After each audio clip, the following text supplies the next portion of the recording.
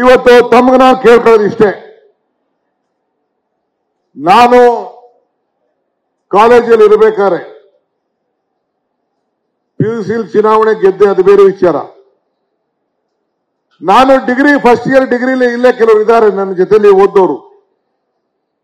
ನಾನು first year degree ಇರ್ಬೇಕಾದ್ರೆ ನಾನು ಚುನಾವಣೆಯಲ್ಲಿ ಸೋತೆ. ಅದಾದ್ಮೇಲೆ ನಾನು ಗೆಲುವು ಶುರು ಆಯ್ತು. ಅಸೆಂಬ್ಲಿಲಿ ಸೋತೆ 85ರಲ್ಲಿ. ಅದಾದ್ಮೇಲೆ ಸತತವಾಗಿ ನಾನು ಗೆದ್ಕೊಂಡು ಬಂದಿದ್ದೇನೆ. ನಾನು ಬಂಗಾರಪ್ಪ ಸಂಪುಟದ ಮಂತ್ರಿ ಆದಾಗ ಒಬ್ಬ ಡಿಸ್ಟ್ರಿಕ್ಟ್ ಯೂತ್ ಕಾಂಗ್ರೆಸ್ ಪ್ರೆಸಿಡೆಂಟ್.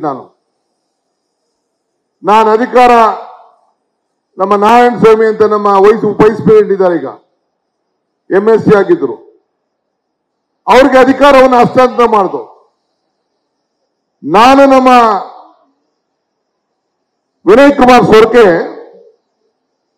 ನಾವೆಲ್ಲ MSc ಇಂದ ಯೂತ್ ಕಾಂಗ್ರೆಸ್ ಸಂಘಟನೆ ಮಾಡಿಕೊಂಡು ಇಬ್ರು ಜೊತೆಲೆ 85ರಲ್ಲಿ ಟಿಕೆಟ್ ಅನ್ನ, ಅಂದು KH ಪಾಟೀಲ್ ಅಧ್ಯಕ್ಷರಾಗಿದ್ರು, ವೀರಪ್ಪ ಮೊಯ್ಲಿ ವಿರೋಧ ಪಕ್ಷದ ನಾಯಕರಾಗಿದ್ರು, ರಾಜೀವ್ ಗಾಂಧಿ ಅವರು ಈ ದೇಶದ ಕಾಂಗ್ರೆಸ್ ಪಕ್ಷದ ಅಧ್ಯಕ್ಷರಾಗಿದ್ದರು. ಆವತ್ತಿಂದ ಇವತ್ತರೆಗೂ ಕೂಡ ಸಂಘಟನೆಯಲ್ಲಿ ದುಡ್ಕೊಂಡು ಹಂತದ್ದು ಬಂದು ಇವತ್ತು ರಾಜ್ಯದ ಕಾಂಗ್ರೆಸ್ ಪಕ್ಷನಾಗಿ ಅಧ್ಯಕ್ಷನಾಗಿ ಇವತ್ತು ನಾನು ಕೆಲಸವನ್ನು ನಾನು ಮಾಡಿಕೊಂಡು ನಾನು ಬರ್ತಾ ಇದ್ದೇನೆ. ಶಿಸ್ತಿರಬೇಕು. ಶಿಸ್ತಿಲ್ಲ ಅಂದ್ರೆ ಯಾರು ಕೂಡ ನೀವು ಯಾರು ನಾಯಕರಾಗಲಿಕ್ಕೆ ಸಾಧ್ಯ ಇಲ್ಲ. ಇದನ್ನ ನಿಮ್ಮ ತಲೆಯಲ್ಲಿರಲಿ. ಶಿಸ್ತೇ ಮೂಲ ಮಂತ್ರ. ಬರೀ ಪೋಸ್ಟರ್ ಬ್ಯಾನರ್ಗಳು ಹಾಕಿದ ತಕ್ಷಣ ನೀವು ಲೀಡರ್ ಆಗ್ಲಿಕ್ಕೆ ಸಾಧ್ಯ ಇಲ್ಲ. ನಿಮ್ಮ ವಾರ್ ಏನಿದ್ರು ಬೂತ್ನಲ್ಲಿ ಬಿಜೆಪಿ ವಿರುದ್ಧ, ದಳದವರ ವಿರುದ್ಧ ವಾರ್ ನಡೀಬೇಕೇ ಹೊರತು, ಸಿದ್ಧಾಂತದ ಮೇಲೆ ವಾರ್ ನಡೀಬೇಕೇ ಹೊರತು ಪೋಸ್ಟ್ ಹಾಕೊಂಡು ನಿಮ್ಮ ಫೋಟೋ ಹಾಕೊಂಡು ಮಾಡೋದಲ್ಲ.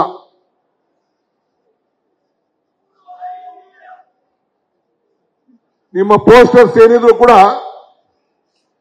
ಹಳ್ಳಿಯ ಪ್ರತಿಯೊಂದು ಬೂತ್ನಲ್ಲೂ ಇರಬೇಕು. ಪೋಸ್ಟರ್ ಹಾಕ್ಬೇಕಾದ್ರೆ ಪ್ರೋಟೋಕಾಲ್ ಮೇಂಟೈನ್ ಮಾಡಬೇಕು.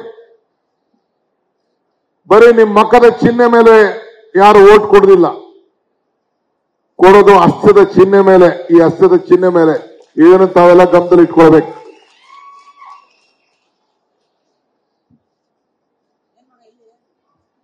ಅಡಿಗೆಗಳು ಮನೇಲಿ ಮಾಡ್ತೀವಿ.